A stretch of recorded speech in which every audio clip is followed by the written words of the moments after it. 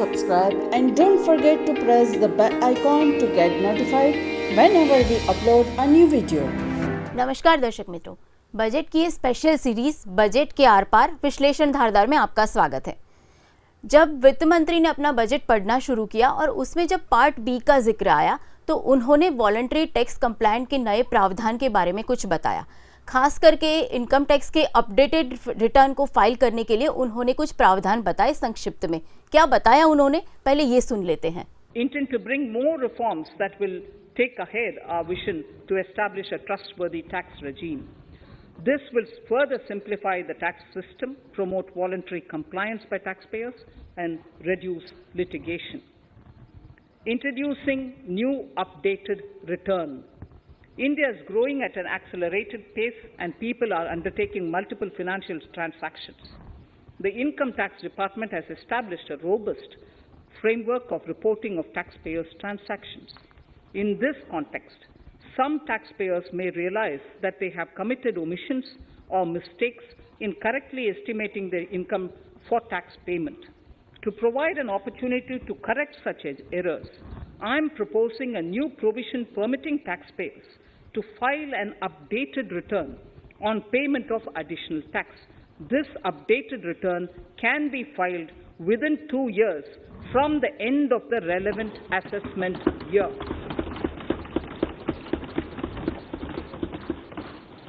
Mukesh sir, उन्होंने जो finance bill में ये प्रावधान बताए हैं रिटर्न फाइल करने के लिए, जो अपडेटेड रिटर्न के हैं, वो प्रावधान क्या है और उसके पीछे का उद्देश्य क्या है, ये बताइए। बिल्कुल, अभी जैसे इसका उद्देश्य अगर हम कहें कि वॉलंटरी कंप्लायंस को बढ़ावा देने के पॉइंट ऑफ व्यू से वित्त मंत्री ने जो इस बजट में बात की है, मेरे ख्याल से इन प्रिंसिपल ये सराहनीय है, क्योंकि हम जानते हैं कि पिछले कुछ अरसे से आर्टिफिशियल इंटेलिजेंस के जरिए जिसको एक बहुत अच्छा नाम दिया गया है कि टू नज द टैक्स पेयर, उसको सेंसिटाइज करो कि आपके बारे में आयकर विभाग काफ़ी कुछ जानता है, ये आप जानिए। क्योंकि अगर आप जानेंगे कि आयकर विभाग आपके बारे में क्या जानता है तो आप अपने रिटर्न भरने में सतर्क रहेंगे। तो ये उद्देश्य से हम सब जानते हैं कि इस साल जिसको हम एनुअल इंफॉर्मेशन स्टेटमेंट कहते हैं, AIS, उसको भी दाखिल किया गया। अब होता क्या है कि AIS में बहुत सारी इंफॉर्मेशन जो टैक्स पेयर के स्पेसिफाइड फाइनेंशियल ट्रांजैक्शंस के संदर्भ में उसकी इनकम, उसके इन्वेस्टमेंट्स और उसके बारे में सब होता है।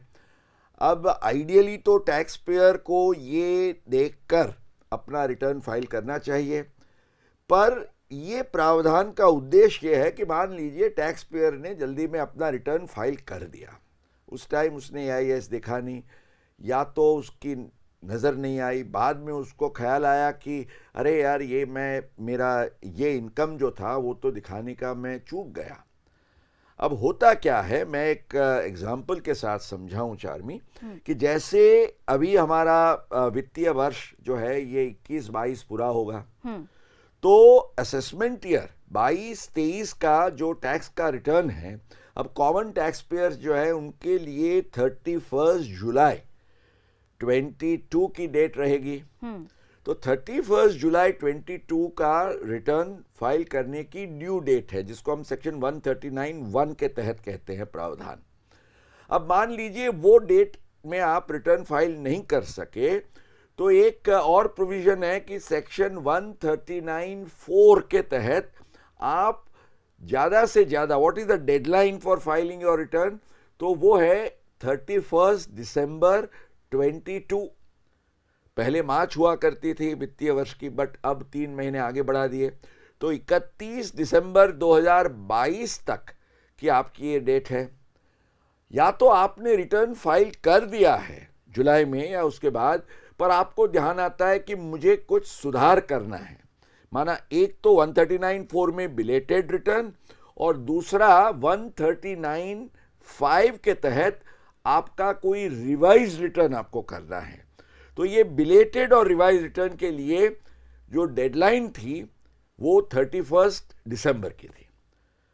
अब 31 दिसंबर 2022 अब क्या होता है कि उसके बाद आपको रिटर्न चूक गए, पहली बार भरना है या तो रिवाइज करना है, ये आप नहीं कर सकते हैं। इसलिए ये बजट में इन्होंने एक नई सेक्शन 139 के तहत सब सेक्शन 8A करके लाए हैं, जिसमें इन्होंने ये प्रावधान किया है कि अगर टैक्स पेयर, जैसे हमारा एग्जाम्पल ही ले हम कि 31 दिसंबर की डेट वो चूक जाता है, तो वो रिटर्न वो ज़्यादा से ज़्यादा जो असेसमेंट ईयर है, माना असेसमेंट ईयर होगा 22-23, उसके अंत से 2 साल के समय काल में वो अपना रिटर्न फाइल कर सकता है इन एन अपडेटेड मैनर। माना नहीं किया है तो पहली बार, और किया है तो उसमें कुछ सुधार के साथ उसको कुछ दिखाना है, तो वो एक विशेष सुविधा टैक्स पेयर को दी गई है for sake of voluntary compliance. क्योंकि उसको ये कहा जाता है कि भाई अगर हम आपको पकड़ेंगे तो आपके लिए फिर काफी परेशानी हो सकती है। अब इसमें ये जो प्रोविजन है, ये प्रोविजन के जो उद्देश्य है, ये आई थिंक चार्मी काफी अच्छे हैं। अच्छा, तो इसका मतलब तो ये हुआ कि जो भी टैक्स पेयर है वो सभी लोग जिसका रिटर्न बाकी है या उनको अपडेट करना है, वो सभी ये कर सकते हैं?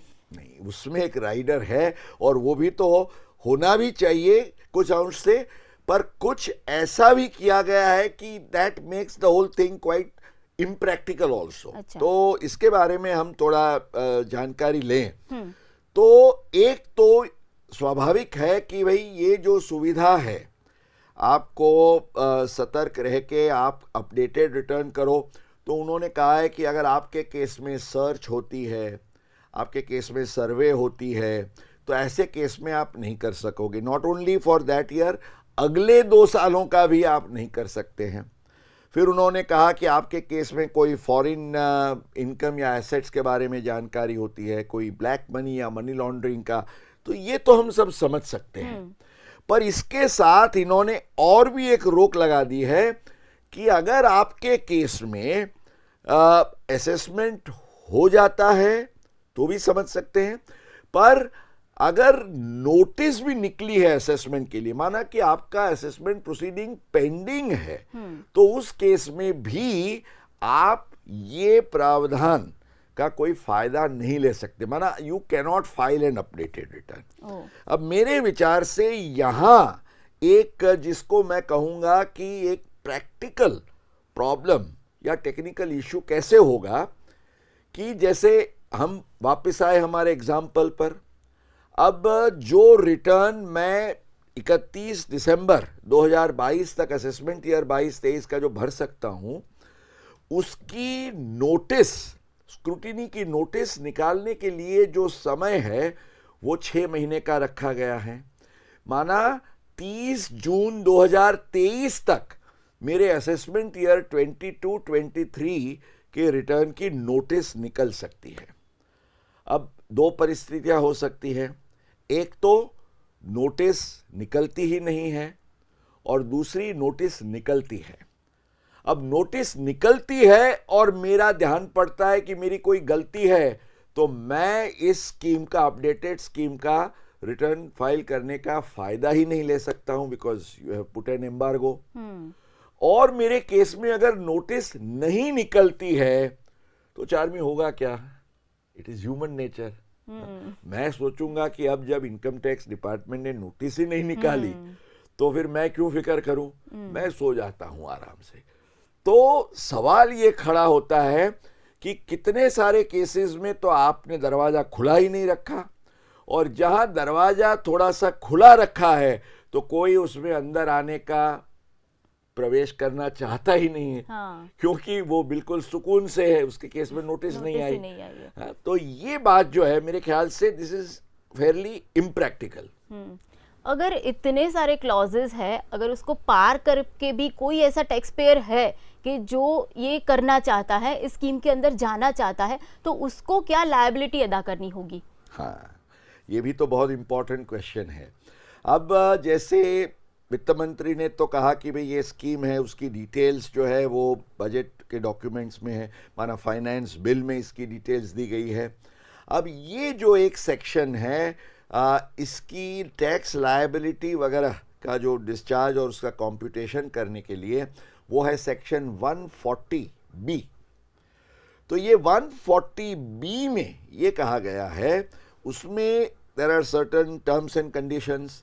सबसे पहले तो ये कहा गया कि अगर जैसे वापस आ जाते हैं हमारे ही केस में 31 दिसंबर 2022 तक का जो रिटर्न है, अब वो रिटर्न विथ आपका असेसमेंट ईयर है 22-23, उससे एक साल का समय काल है 31 मार्च 2024। तो 31 मार्च 2024 तक अगर आप अपना रिटर्न अपडेटेड फाइल करते हैं तो इस केस में जो आपका नॉर्मल टैक्स होगा वो, उस पर जो भी इंटरेस्ट बनेगा वो, इंटरेस्ट तो काफ़ी सेक्शंस होती है हमारे, सेक्शन 234A है, 234B और 234C। दर्शक मित्र टैक्स पेयर्स उससे अवगत हैं, वही प्रोविजंस। तो ये टैक्स और इंटरेस्ट दोनों को जोड़ के जो भी अमाउंट होगा उस पर अनदर 25%, माना टैक्स तो आपका 30% है, उस पर 25, तो 37.5% का टैक्स रेट पर इंटरेस्ट पर भी आपको ये एडिशनल जो 25% का बर्डन है वो आपको बेयर करना पड़ेगा। तो ये दोनों का जो मैंने जैसे बताया कि आप ये 25% का लोड आपका रहेगा अगर आप अपनी जिम्मेवारी अदा करते हैं 31 मार्च 2024 तक। पर अगर एक साल असेसमेंट ईयर से निकल जाता है और उसके बाद माना सेकेंड ईयर में आप चले जाते हैं, because maximum you can go up to the end of 2 years, तो सेकेंड ईयर में चले जाते हैं तो उसके लिए प्रावधान ये है कि इसी फॉर्मूला से आपका टैक्स और इंटरेस्ट की गिनती करते हुए जो भी अमाउंट आता है उस पर 50%, माना 30% पर एडिशनल आपका 50%, माना इट विल बी 45, और जो इंटरेस्ट होगा वो इंटरेस्ट का भी 50%। तो कई केसेस में अब जैसे एमनेस्टी स्कीम्स में हुआ करते थे ना, ऐसे रेट्स आ जाएंगे। और सवाल ये है कि ये कोई एक्चुअली तो टैक्स पेयर अपना AIS देखने में कुछ चूक कर गया, उसी के लिए उसको, ये तो मेरे ख्याल से ये जो टैक्स और इंटरेस्ट की liability not only it is complicated but it is quite harsh also. Charmi, okay, ये तो ऐसी स्थिति हो गई, आ बैल मुझे मार, मैं जा रहा हूँ टैक्स भरने के लिए और फिर मुझे ही मतलब इतनी ज्यादा टैक्स वो लेना पड़ रहा है। तो आपको क्या लगता है कि ये प्रैक्टिकल है सही, और इतनी ऐसे प्रावधान को देखते हुए क्या ये स्कीम सफल हो सकती है, इसमें रिस्पॉन्स आ सकते? यही तो मैं कहूँगा कि ये फाइनेंस बिल पास हो इसके पहले ये प्रोविज़न बहुत अच्छा है, उसका मकसद अच्छा है, पर उसको जिस तरीके से ड्राफ्ट किया गया है और उसको प्रैक्टिकल डोमेन में पेश किया गया है, ये जो स्कीम है वो काफ़ी इम्प्रैक्टिकल है, इसलिए इसमें सुधार की आवश्यकता है। पर मैं तो ये कहूँगा अंत में चार्मी, हमारे दर्शकों के लिए ये संदेश देते हुए हमारी ये विशेष श्रेणी बजट के आर पार विश्लेषण धारदार में, कि ये प्रावधान का आपको कभी आश्रय नहीं लेना पड़े, उस तरीके से सतर्क रह के अपना रिटर्न फाइल करिए। ये जानिए कि डिपार्टमेंट के पास जो AIS का शस्त्र है उसके आधार से आप अपना अगर AIS ठीक ठाक चेक करके रिटर्न फाइल करते हैं तो आपको कोई दुविधा नहीं रहेगी। तो मैं ये कहूँगा कि ये प्रोविज़न से हर एक टैक्स पेयर इतना एक पॉजिटिव मैसेज लेके जाए कि don't file your tax return without checking your AIS। और ये हमेशा याद रखिए कि आपको ये तो पता होना ही चाहिए कि आयकर विभाग को आपके बारे में क्या पता है, तभी आप सुकून से एक टैक्स पेयर के नाते रह सकेंगे।